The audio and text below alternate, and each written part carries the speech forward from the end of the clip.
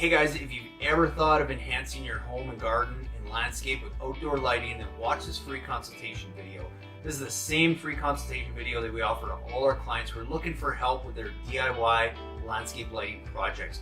We're going to show you what are the best lights to use and the best locations to get the best bang for your buck, as well as how to create the best effect possible with those lights. So to get your free consultation video, email me your pictures at cal@lightingdoctor.ca or go and visit us at lightingdoctor.ca, and be sure to check out our Try It Before You Buy It light, where you can actually get one premium grade fixture, and the King Innovation Insta-Light is a battery operated pack that allows you to go and test the lights out on your property before you make any big purchases. So hopefully you get some great ideas from this video, and again, to get your own free consultation video, email me your pictures at cal@lightingdoctor.ca or go visit us at lightingdoctor.ca and check out our Try It Before You Buy It light and see what's going to look great around your property.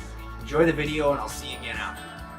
Hey Jeffrey, thanks for the pictures. Yeah, let me walk you through some ideas of what I think, and then I'll put together some pricing for a kit for you. But what I'm initially thinking is I think it's going to depend whether you want to keep this or not, because this is going to throw probably a fair bit of light down here. So if that's the case, you definitely don't need any path lighting in here.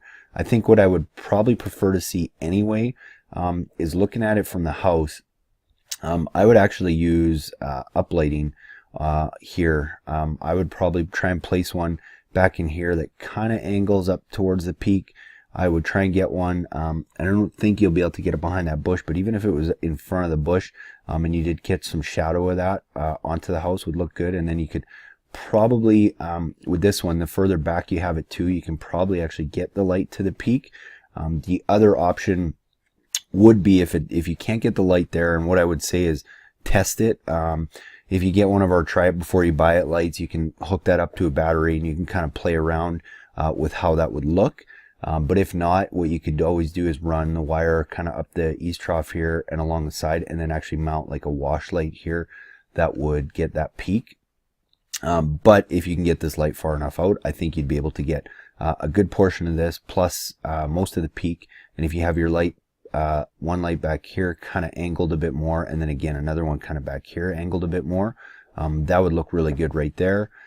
For this area, kind of the same thing. I think this one, if you could get it behind the bush, would be better, but just a uplight would easily get to the top of this peak, and it would do a really good job of shedding light on this whole brick structure here. So that's what I would do. I would just do one there. The path lighting is really up to you. You're going to get a fair bit of light reflection off of here, and I don't know if you're going to want to do some path lighting. If you do, I would use them very sparsely, and I would try and put them in areas where you're really going to see them. So for example, if you had an uplight there, you're not going to see that from the street, but if you had a path light there and an uplight, you're not going to see the light from the uplight, but you would see the path light a little bit better because it's going to be in front of this bush. You know, same thing as this tree grows, maybe one in here and maybe one in here would be a good way to kind of light that up, and then those path lights would stand out a little bit more,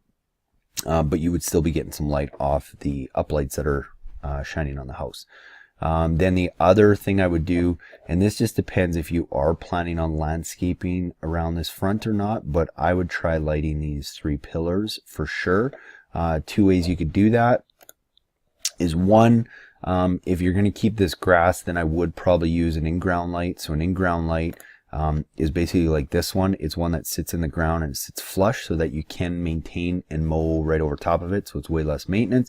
The other option, if you are going to say mulch or create a bed along there, is just using a regular uplight, and then that way you don't have to trim around it. It just depends how and what you want to do here. For now, I'm going to assume this is going to stay grass, and in your pricing, I will put in the in-ground lights for that. But that's what I would do there. Yeah, it's a pretty simple. And then the other thing you might want to do is, you're going to get if you get that light far enough back here, you are going to get some light up here. I think with the accent light that you're going to have either here or back here, you are going to get light up there. It's just these peaks that you won't. So this might be an area where, again, you might have to run some wire up the eaves trough a little bit and try and tuck it, and if you really wanted to get that peak, you could put like a wash light here that would kind of highlight this top peak. I'll leave that up to you. I don't know if you need to necessarily get that one, but then if you want to balance this top half, you could also try and mount like a wash light here that would kind of spread some light on here. But again, I think what I would probably start with is lighting these 3 pillars. I would get my uplight to really feature this rock work, and then I would have my 3 uplights kind of on the garage here, and I think that would look great. So I'm going to send you pricing based on that. Have a look, go check out the try before you buy it light. You can buy that first so you can see the quality, and then you can actually go and walk around with that and test it out and see what looks good, and just kind of make sure that the suggestions that I'm giving you are going to fit for what you guys are looking for. And I will also throw 3 path lights in there too, because I think they could look good on the walkway if they're placed properly. Any other questions, Jeffrey, just let me know. All right, thanks. Hey guys, thanks so much for watching that video. I hope you guys got some great ideas for your own do-it-yourself landscape lighting projects. If you want your own free consultation video, like I said before, email me your pictures at cal@lightingdoctor.ca, or go and visit us at lightingdoctor.ca, and be sure to check out our try it before you buy it light, again, where you get 1 premium grade fixture and a King Innovation Instalight battery operated demo kit that you can go and test those lights out on your property before you make any big purchases. So I hope to see you guys again soon, and again, go get your free consultations by emailing your pictures, or visit us at lightingdoctor.ca. Hey guys, it's Cal from the Lighting Doctor here, going to shoot this really quick video how to easily install low voltage landscape lighting. So the first step is to start with our lights. I strongly recommend going with LED, and what we do to help keep the cost down is we buy good quality halogen fixtures and simply replace them with drop-in LED bulbs.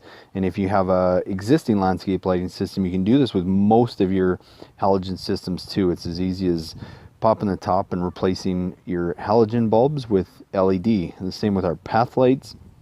Find a simple bi-pin T3 LED light and replacing the existing halogen bulb with an LED will give you 30,000 plus hours of life out of that light. So highly recommend you go with LED. Once we've got our light selected, it's as easy as digging a small hole to place our light, and I like to use a rubber mallet to help pound in that ground stake and get it nice and stable so that I can easily screw my light in and make sure everything's level and get everything nice and secure. And then lastly, I lay out my wire, and I always like to leave a little loop at every fixture in case we need to move anything down the road. Next step is wiring our connections. We recommend 2 types of wire connectors. The first is a snap lock waterproof connector, is gelled filled and keeps the wires from pulling apart. And the second is a DBRY connection, which comes in 2 parts. One has a simple moret that keeps the wires together, and the second part of that is just a gel filled tube that gives it its watertight properties. You simply push the moret all the way into the tip of the gel filled tube and then snap it down tight on the wires. It gives it that water seal and keeps them from pulling apart. Next, selecting your transformer.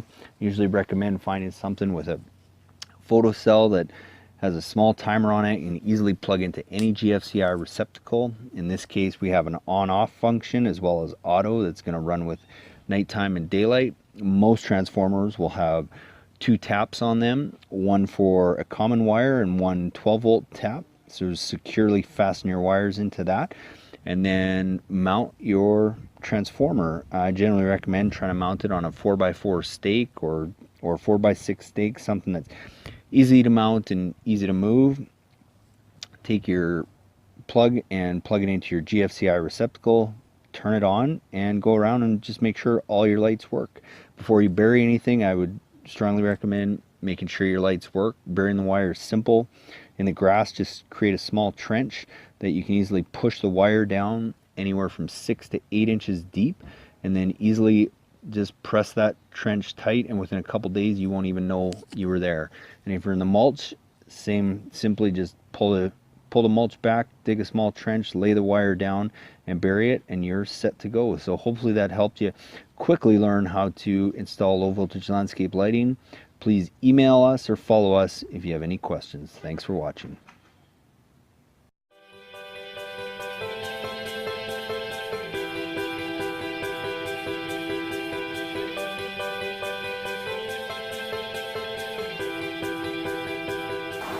Just want to explain a little bit about the transformer. So basically the brains of your system. After you've placed your lights and you know what kind of lights you're going to use, the next step is determining what size transformer you're going to use.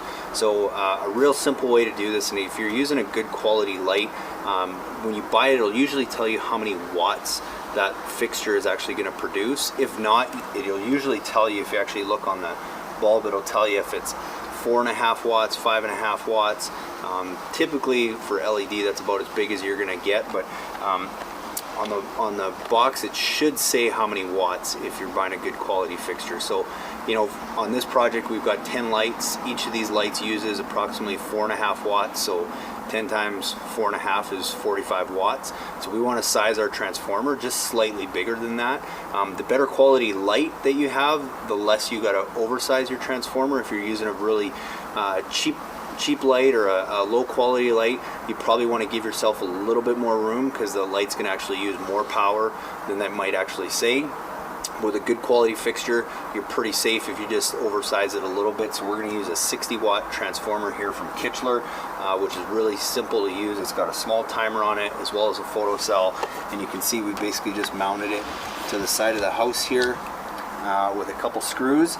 And once we get all our wire laid out, we're going to wire those into here. And then something we've done to kind of take it to the next level and make this Wi-Fi is we've added something called it's from Weon. It's a outdoor Wi-Fi timer switch that we use with a lot of our transformers, as well as you can use it with Christmas lights or whatever. And how we use this is basically we just plug this into our GFCI receptacle, and then we plug our transformer directly into that.